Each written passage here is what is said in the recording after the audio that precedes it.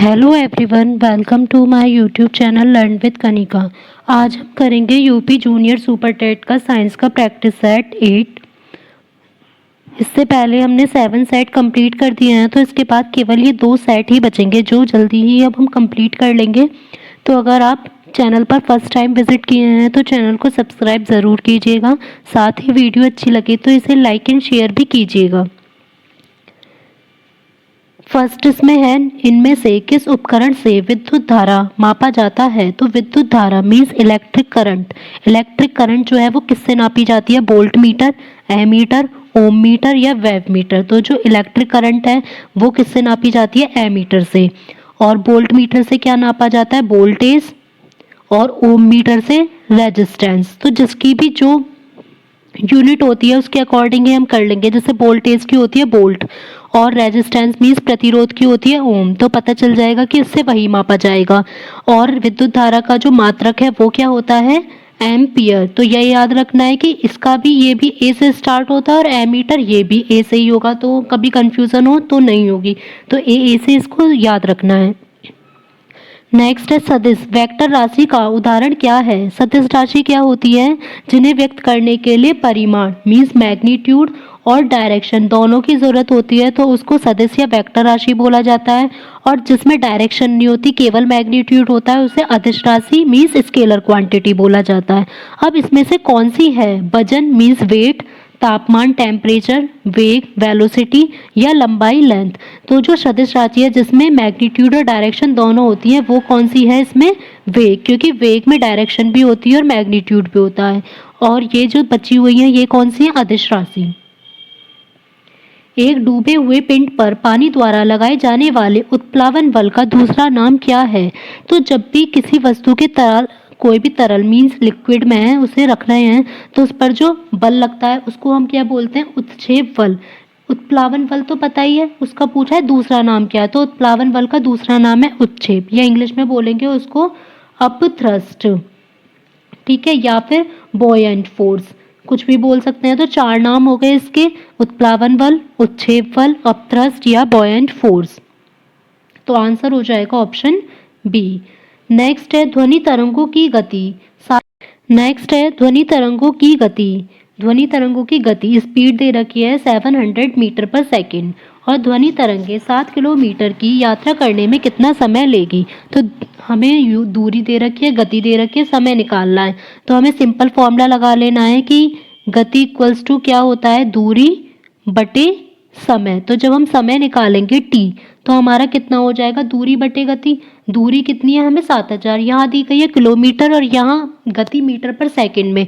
तो हम किलोमीटर को मीटर में चेंज कर लेंगे, तो क्या हो जाएगा? 7000 बटे 700। तो सिंपली हमारा आंसर क्या आ जाएगा? 10। तो हो जाएगा ऑप्शन ए 10 सेकेंड। नेक्स्ट है अलग अलग प्रतिध्वनियों को सुनने के लिए ध्वनि के स्रोत से अवरोध की न्यूनतम दूरी कितनी होनी चाहिए? तो प्रकाश की तरह जैसे ध्वनि भी किसी ठोस या द्रव से टकराकर परावर्तित होती है, तो वो भी परावर्तन के नियम जो रिफ्लेक्शन लॉ होते हैं उन्हें पालन करती है। तो ध्वनि में जो प्रतिध्वनि होती है वो रिफ्लेक्शन लॉ को ही पालन करती है कि कहीं से टकराकर जो वापस आती है उसी को प्रतिध्वनि बोला जाता है। तो जो, और इंग्लिश में क्या बोला जाता है? कभी इंग्लिश वालों को ये समझ में आ जाएगा इको से, इसको बोला जाता है इंग्लिश में इको और हिंदी में बोला जाता है प्रतिध्वनि। तो जो न्यूनतम डिस्टेंस है वो कितना होना चाहिए? 17.2 किलोमीटर। तो ये क्वेश्चन बहुत बार पूछा जाता है, हमें याद रखना है कि 17.2 किलोमीटर डिस्टेंस होना चाहिए। और टाइम कितना होना चाहिए? 1/10 सेकेंड मीन्स 0.1 सेकेंड का टाइम होना चाहिए। एक अवतल दर्पण के वक्रता केंद्र पर एक वस्तु रखी गई है, तो अवतल दर्पण है मीन्स कौन सा है हमारा? Concave mirror. कॉनकेव मिरर के वक्रता केंद्र सेंटर ऑफ कर्वेचर पर जब कोई वस्तु रखी जाएगी तो उसका प्रतिबिंब कहाँ पर बनेगा? तो चाहे अवतल दर्पण हो चाहे उत्तल दर्पण हो, लेकिन जब भी कोई वस्तु वक्रता केंद्र पर रखी जाती है तो उसका प्रतिबिंब हमेशा वक्रता केंद्र पर ही बनता है। तो आंसर होगा ऑप्शन डी। नेक्स्ट है जल की बूंदों से डैश होकर इंद्रधनुष बनता है। तो हमें ये पता है कि जो जल की बूंदें इन्वायरमेंट में रह जाती हैं उसकी वजह से ही जो है रेनबो हमें दिखाई देता है। तो वो किसकी वजह से दिखाई देता है? प्रकाश का प्रतिबिंबन तथा अपवर्तन मीन्स उसकी रिफ्लेक्शन और उसका रिफ्रैक्शन दोनों के साथ मिलने से इंद्रधनुष बनता है। और जो प्रकाश का पूर्ण आंतरिक परावर्तन होता है उसका सबसे अच्छा उदाहरण इंद्रधनुष को ही कहा जाता है। यदि एक परिपथ में किसी बिंदु से 1 सेकंड में 20 कूलाम आवेश गुजरता है तो टाइम दिया हुआ है, और 20 कूलाम आवेश मतलब Q दिया हुआ है, तो धारा की वैल्यू बतानी है। तो I इक्वल्स टू क्या होता है, Q अपॉन T। अब हमें I निकालनी है तो Q कितना दे रखा है 20 और T दे रखा है 1, तो कितना हो जाएगा 20 एम्पियर। तो आंसर हो जाएगा ऑप्शन बी। नेक्स्ट है, जब तार की लंबाई दोगुनी कर दी जाती है तो एमीटर की रीडिंग कितनी कम हो जाती है। तो इसका हम फॉर्मूला बताते हैं कि कैसे होगा। अब यहाँ पर बोला जहाँ भी हमें तार की लंबाई घटानी या बढ़ानी होती है तो हम हमेशा कौन सा फॉर्मूला लगाते हैं, R equals to rho L upon A. अब इसमें क्या किया गया है कि L को 2L कर दिया है, तो जब 2L कर देंगे तो ये भी तो 2R ही हो जाएगा आंसर हमारा। जब यहाँ पर दुगना करेंगे तो R भी दुगना हो जाएगा क्योंकि दोनों एक दूसरे के प्रोपोर्शनल हैं। अगर इनडायरेक्टली प्रोपोर्शनल होते तो आधा हो जाता। अब हमें R पता चल गया, अब R पता चल गया कि दुगना हो रहा है, तो क्योंकि यहाँ पर इस फॉर्मूले में तो एमीटर मतलब हमें किसकी बतानी है, धारा की। तो धारा तो कहीं आई तो कहीं आता ही नहीं है इस फॉर्मूले में। अब हमें ओम का नियम पता है, V equals to I R होता है, तो I की वैल्यू कितनी हो जाएगी V अपॉन आर। अब जब यहाँ V अपॉन आर की जगह 2R रखेंगे तो I कितनी हो गई यहाँ पर आधी, तो आंसर हो जाएगा ऑप्शन बी। मतलब ये है कि I या V कुछ भी निकालना हो, अगर तार की लंबाई दुगनी या आधी की जाती है तो पहले हमें यही फॉर्मूला लगाना है, R equals to rho L upon A. अब यहाँ पर हमने दुगनी कर दी तो दुगनी रख दी, तो R भी हमारा 2 हो गया। अगर हमसे पूछा जाता वोल्टेज तो वोल्टेज तो दुगना हो जाता क्योंकि V जो है R के प्रोपोर्शनल होता है, और I पूछा गया है तो इसलिए वो हो जाएगी आधी।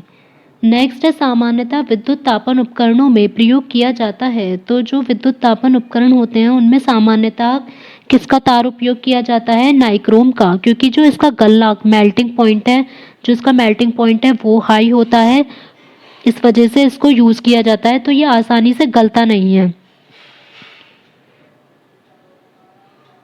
नेक्स्ट है, अर्धचालक शब्दावली में डोपिंग। तो अर्धचालक सेमीकंडक्टर होते हैं, उसमें एक वर्ड आपने पढ़ा होगा डोपिंग। तो डोपिंग कहते किसको है, डोपिंग कहते हैं अशुद्धता प्रतिशत को बढ़ाने की प्रक्रिया। तो जब अर्धचालक पदार्थ में अशुद्ध पदार्थ मिलाया जाता है तो उस प्रक्रिया को डोपिंग कहा जाता है। नेक्स्ट है, भौतिक अनुसंधान प्रयोगशाला इनके द्वारा स्थापित की गई थी। तो जो भौतिक अनुसंधान प्रयोगशाला है वो किसने, इसका इंग्लिश में क्या बोलेंगे, physical research laboratory means PRL, ये किसने स्थापित की थी, विक्रम साराभाई ने। और इसकी स्थापना कब की गई थी, 1947 में। तो आंसर हो जाएगा ऑप्शन डी। निम्नलिखित में से किसके अणुओं के बीच आकर्षण बल सबसे अधिक होता है। तो आकर्षण बल सबसे अधिक जो होता है जिसके अणु सबसे आसपास होते हैं, तो जो ठोस होता है उसके अणु बिल्कुल इतने पास पास होते हैं बहुत ज़्यादा, तो इसीलिए उनमें जो स्टैटिक फोर्स होता है वो बहुत ज़्यादा होता है। तो इसमें यही पूछा गया किसमें सबसे अधिकतम होता है, तो वो हो जाएगा ठोस, फिर सेकंड पे आता है द्रव, फिर थर्ड पे आती है गैस, की गैस में सबसे ही कम पाया जाता है। और ठोस की और क्या क्या प्रॉपर्टीज़ होती हैं, इनका आकार आयतन निश्चित होता है, और द्रव का इनका आयतन तो निश्चित होता है लेकिन आकार निश्चित नहीं होता, और गैस का ना तो आयतन निश्चित होता है ना ही आकार निश्चित होता है। नेक्स्ट है, पानी में हाइड्रोजन तथा ऑक्सीजन। तो हमें द्रव्यमान के अकॉर्डिंग अनुपात बताना है। तो ये क्वेश्चन पहले भी आया हुआ है, अब हमें इसमें इसके अकॉर्डिंग नहीं बताना, द्रव्यमान के अकॉर्डिंग बताना। तो H2O क्या हो जाएगा, इस H का द्रव्यमान क्या होगा 2:1, और फिर रेशियो O का कितना होता है 16। तो हम इसको कट करेंगे तो यहाँ 1 बचेगा और यहाँ 8, तो कितना रेशियो आ गया 1:8। तो आंसर होगा ऑप्शन बी। इसमें हमें ये ध्यान रखना है कि मास के अकॉर्डिंग पूछा, अगर नॉर्मल वैसे पूछा होता कि इनका परमाणु के हिसाब से कितना होता है तो हमारा 2:1 होता है, क्योंकि H 2 होते हैं और O 1 होता है, लेकिन द्रव्यमान के अकॉर्डिंग इनका द्रव्यमान निकाल कर तब सॉल्व करेंगे। नेक्स्ट है, तरल अवस्था से गैसीय अवस्था में रूपांतरण को क्या कहा जाता है।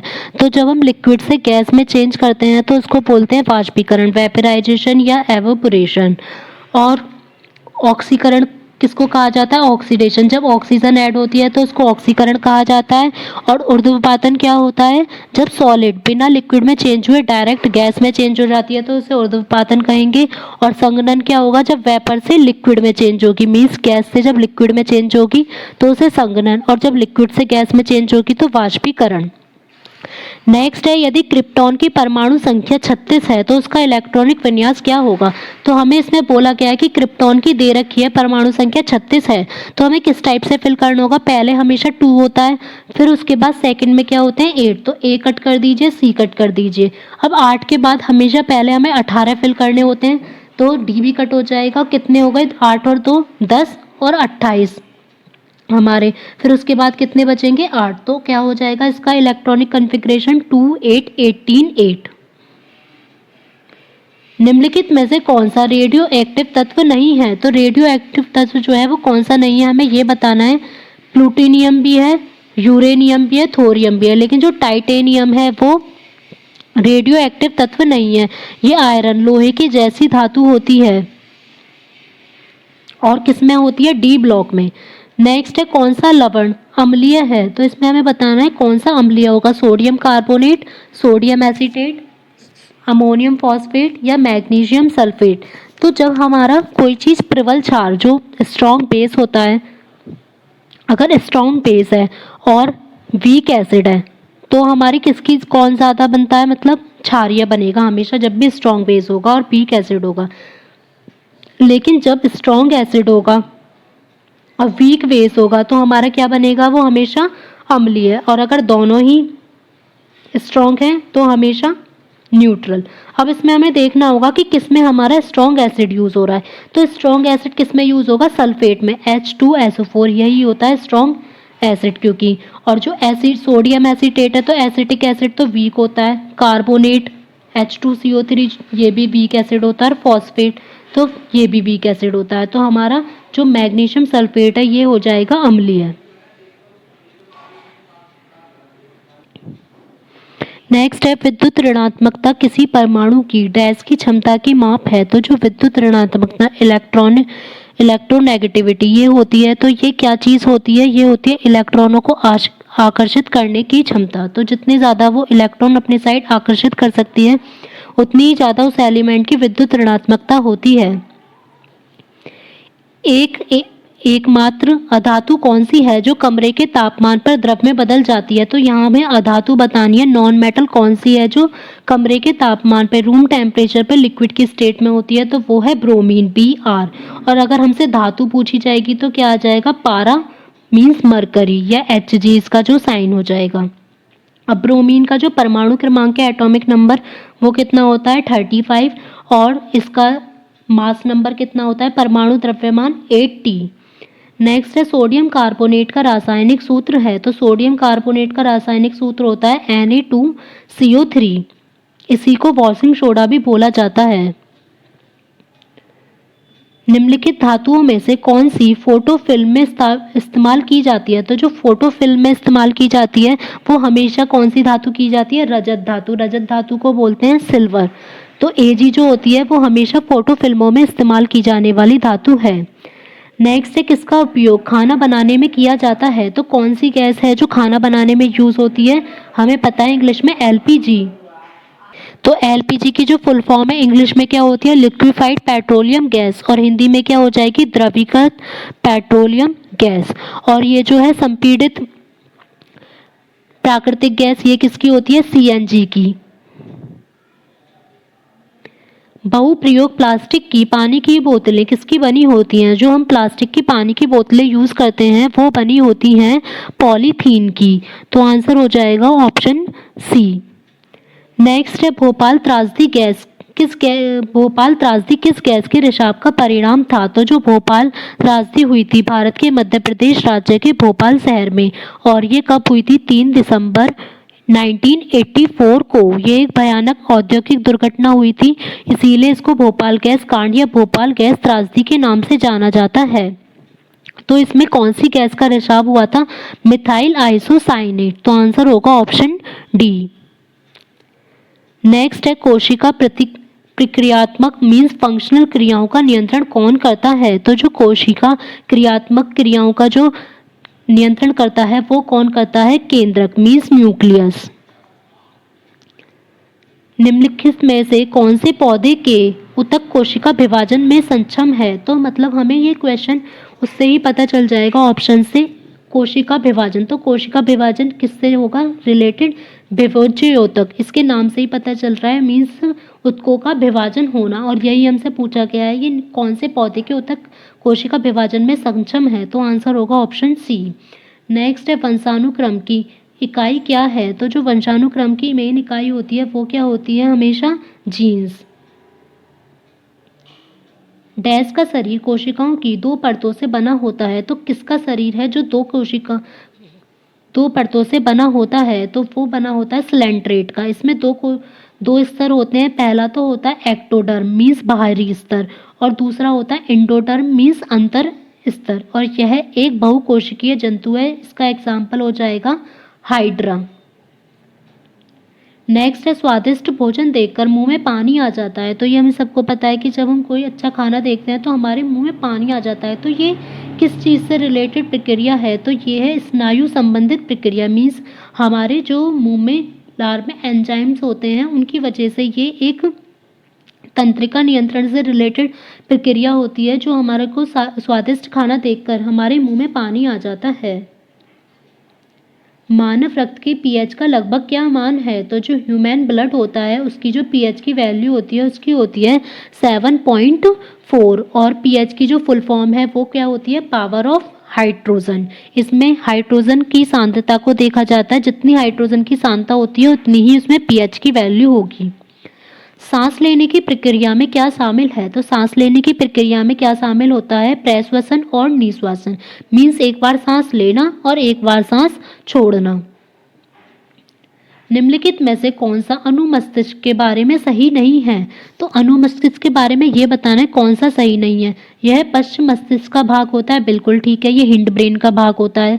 यह मस्तिष्क के पश्च क्षेत्र में स्थित होता है। जब ऊपर वाला अगर एक भी पता है हमें कि ये पश्च मस्तिष्क का भाग होता है तो ऑप्शन ए और बी दोनों ही ठीक हो जाएंगे। यह मस्तिष्क का काफ़ी छोटा भाग लगभग 25% है, तो ये 25% नहीं है, 11% होता है। और इसमें 3 भाग होते हैं, 2 पार्श्व अनुमस्तिष्कीय गोलार्ध और एक केंद्रीय वर्मिक्स। तो ये भी ठीक है। इसमें पूछा था कौन सा सही नहीं है, तो आंसर हो जाएगा ऑप्शन सी। नेक्स्ट है मानव शरीर की सबसे छोटी मांसपेशी कौन सी है? तो जो मानव शरीर की सबसे छोटी मांसपेशी होती है वो होती है स्पेपेडियस। नेक्स्ट थायरोक्सिन के संश्लेषण के लिए क्या आवश्यक है? तो थायरोक्सिन या थायराइड जहाँ भी आता है हमें पता है कि उससे रिलेटेड कौन सा एलिमेंट होता है? आयोडीन। तो इसके संश्लेषण के लिए आवश्यक तत्व कौन सा है? आयोडीन। और ये जो थायरोक्सिन प्राथमिक हार्मोन है जिसे थायराइड ग्रंथि द्वारा स्रावित किया जाता है। शुक्राणु अस्थायी रूप से किसमें रखे जाते हैं? तो जो शुक्राणु होते हैं वो किसमें रहते हैं? अधिवृषण में। जब तक ये परिपक्व नहीं होते तो ये अधिवृषण में ही जमा होते रहते हैं, जहाँ पर इन्हें न्यूट्रिशन मिलता रहता है। नेक्स्ट है विटामिन ए का अच्छा स्रोत। विटामिन ए का एक तो रासायनिक नाम क्या है? रेटिनॉल, ठीक है। और इसकी कमी से क्या हो जाता है? रतौंधी हो जाती है, मीन्स ये आंखों के लिए इम्पोर्टेंट होता है। और आंखों के लिए फिर हम अगर पता है कि विटामिन ए आंखों के लिए अच्छा होता है, तो आंखों के लिए कौन सी चीज़ अच्छी होती है? गाजर। तो विटामिन ए का जो अच्छा स्रोत है वो हरी सब्जियां, गाजर, पपीता, ये सारी चीज़ें होती हैं।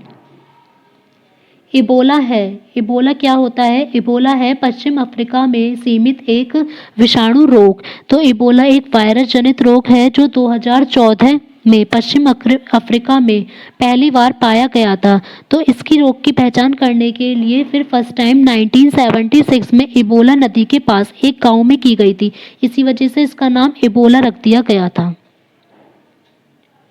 नेक्स्ट है एनाफ्लीज मच्छर कौन से वेक्टर वहन करते हैं? सही विकल्प चुनिए। तो जो एनाफ्लीज मच्छर होता है वो किसके लिए होता है? मलेरिया के लिए। तो केवल एक आएगा हमारा, ना ही फाइलेरिया के लिए ना ही डेंगू के लिए। तो जो मलेरिया होता है वो प्लाज्मोडियम परजीवी द्वारा होने वाला रोग है, और मादा मीन्स फीमेल एनाफ्लीज मच्छर जो है इसके वाहक मच्छर होते हैं। नेक्स्ट है कौन सी यौन संक्रमित बीमारी नहीं है? तो पहले देखना होगा कौन कौन सी हैं। तो गोनोरिया भी है, सिफिलिस भी है और मस्से भी है। लेकिन जो कैंडिडाइसिस है ये एक यौन संक्रमित बीमारी मीन सेक्सुअली ट्रांसमिटेड डिसीज नहीं है, ये है एक कवक संक्रमण मीन्स फंगे से होने वाली। नेक्स्ट है, महासागरों में मौजूद शैवालों की विशाल मात्रा किसका अंतहीन स्रोत उत्पन्न कर सकती है। तो जो महासागर में शैवाल होते हैं वो क्या चीज़ उत्पन्न कर सकते हैं, तो वो क्या चीज़ उत्पन्न कर सकते हैं, सबसे अगर वो बहुत ज़्यादा होंगे तो मीथेन। शैवाल जो है वो थैलोफाइट होते हैं, इनकी विशाल मात्रा महासागरों में पाई जाती है जिसका प्रयोग खाने में भी किया जाता है। जिसकी ज़्यादा मात्रा से क्या उत्पन्न हो सकता है, मीथेन मीन्स CH4, इसे ही मार्श गैस भी बोला जाता है। फूल के नर प्रजनन अंगों को क्या कहा जाता है, तो इसमें मेल रिप्रोडक्टिव पार्ट पूछे गए हैं। तो फूल का जो मेल वाला होता है वो क्या होता है, पुंकेसर, और इस फीमेल वाला हो जाएगा स्त्री केसर। और पुंकेसर दो भागों से मिलकर बना होता है, एक तो परागकोश और दूसरा तंतु। नेक्स्ट है, पौधों में बौनापन निम्नलिखित में से किसके उपचार द्वारा नियंत्रित किया जा सकता है। तो जो पौधे बौने होते हैं, ड्वार्फ होते हैं, तो वो किसके द्वारा इसका उपचार किया जा सकता है, जिब्रेलिक एसिड। जिब्रेलिक एक पादप हार्मोन है जिसकी वजह से कोशिकाओं की लंबाई में वृद्धि होती है। तो जो बौने पौधों की लंबाई में वृद्धि के लिए यूज़ किया जाता है जिब्रेलिक एसिड। परागकण किसके द्वारा उत्पन्न किए जाते हैं, तो परागकण पता चल जाएगा किससे उत्पन्न किए जाएंगे, हमेशा परागकोश से। परागकण की जो प्रक्रिया होती है वो भी दो टाइप की होती है, एक तो स्वपरागण और एक परपरागण। अगर अपने ही पुष्प से परागण करेगा तो स्वपरागण बोलेंगे और दूसरे के पुष्प से होगा तो परपरागण। स्मृति में सुधार के लिए आयुर्वेद में किस पौधे का उपयोग किया जाता है, मेमोरी को सही करने के लिए यूज़ क्या की जाती है, ब्राह्मणी। इसी की दवाई भी आती है, तो इससे पीने से हमारी याददाश्त जो है वो अच्छी हो जाती है। पोलियो का पहला प्रभावी टीका किसने बनाया था, तो जो पोलियो की फर्स्ट टाइम वैक्सीन बनाई थी, एक तो पोलियो होता किससे है, ये वायरस से होता है और ये ज़्यादातर बच्चों से को होता है। इसकी जो वैक्सीन की खोज थी वो की थी जोनास ई सॉल्क ने। और भारत में पल्स पोलियो अभियान की शुरुआत कब की गई थी, 1995 में। लेकिन जो अब भारत है वो पोलियो से पूरी तरीके से मुक्त हो चुका है। नेक्स्ट है, पहला वनस्पति विज्ञान किसे माना जाता है, तो पहला वनस्पति विज्ञान किसे कहा जाता है, थियोफ्रेस्टस, ऑप्शन ए। निम्नलिखित में से किसका प्रयोग सिरका तैयार करने के लिए किया जाता है, तो जो सिरका विनेगर में यूज़ होता है वो होता है हमारा एसिटिक एसिड, लेकिन इसमें सी भी यही दिया गया एथेनोइक एसिड। तो दोनों ही ऑप्शन होंगे सी और डी, क्योंकि दोनों का ही फॉर्मूला सेम होता है, CH3COOH। ग्लूकोमीटर के बारे में निम्नलिखित कथनों में से कौन सा सही है, तो ग्लूकोमीटर, इसके नाम से ही पता चल रहा है ग्लूको, तो ये किसको नापने के काम में आता है, ग्लूकोज। तो ये क्या होता है, एक चिकित्सक उपकरण होता है जिसका यूज़ रक्त में ग्लूकोज की मात्रा ज्ञात करने के लिए ही की जाती है। इस उपकरण द्वारा जो डायबिटीज़ का पेशेंट होता है वो अपने घर पर ही स्वयं बिना किसी सहायता के अपनी ग्लूकोज की मात्रा को चेक कर सकता है। तो जो शुगर वाली मशीन होती है जिसको हम बोलते हैं उसी को बोला जाता है ग्लूकोमीटर, डायबिटीज़ चेक करने के लिए। लास्ट क्वेश्चन है, ऑक्सैलिक एसिड का एक प्राकृतिक स्रोत क्या है, तो ऑक्सैलिक एसिड वो किस में पाया जाता है, तो ऑक्सैलिक एसिड पाया जाता है टमाटर में। ये याद रखना है, एक ना एक क्वेश्चन एसिड से ज़रूर पूछा जाता है। इमली में कौन सा पाया जाता है, टार्टरिक एसिड, खट्टे दूध में लैक्टिक एसिड और चींटी के डंक में फॉर्मिक एसिड। अगर आपको क्लास अच्छी लगी हो तो वीडियो को लाइक एंड शेयर ज़रूर करें और साथ ही चैनल पर अगर नए हैं तो चैनल को सब्सक्राइब करना ना भूलें। साथ ही आप बेल आइकन प्रेस कर सकते हैं ताकि आपको वीडियो का नोटिफिकेशन अपलोड होते ही मिल जाए। और कमेंट बॉक्स में ज़रूर शेयर करें कि आपको क्लास कैसी लगी और आपका स्कोर कैसा रहा। Thank you.